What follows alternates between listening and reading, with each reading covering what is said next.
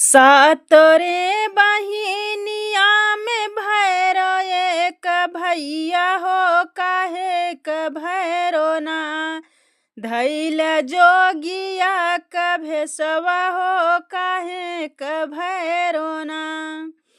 सातोरे बहिनिया में भैरो एक भैया हो काहे क भैरो ना धैल जोगिया क भेसैया हो काहे क भैरो ना।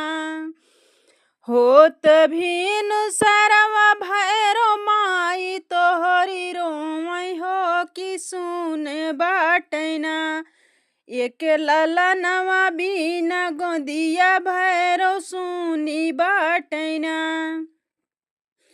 होत भीनु सरवा भैरो माई तोहरी रोमई हो कि सुनी बाटैना एक ललनवा बिना गोदिया भैरो सुनी बाटैना।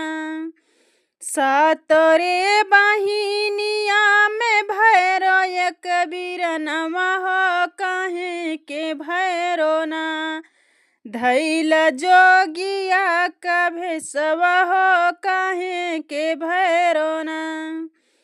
होत भीनु सरवा भैरो भौजी तोहरी रोमई हो कि सुनी बाटैना।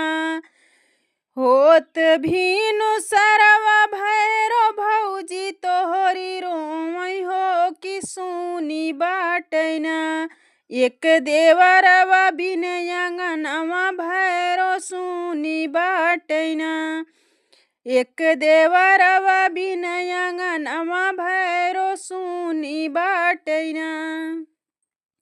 सातोरे बहिनिया में भैरो एक भैया हो काहे के भैरो ना धैल जोगिया क भेसवा हो काहे क भैरो ना। होत भीनु सरवा भैरो बहिनी तोहरी रोमई हो कि सुनी बाटैना एक बीरनवा बिन नैहरवा हो कि सुना लागेना एक बीरनवा बिन नैहरवा हो कि सुना लागेना। सातोरे बहिनिया के भैरो एक बीरनवा हो काहे के भैरो ना धैल जोगिया क भेसवा हो काहे क भैरो ना।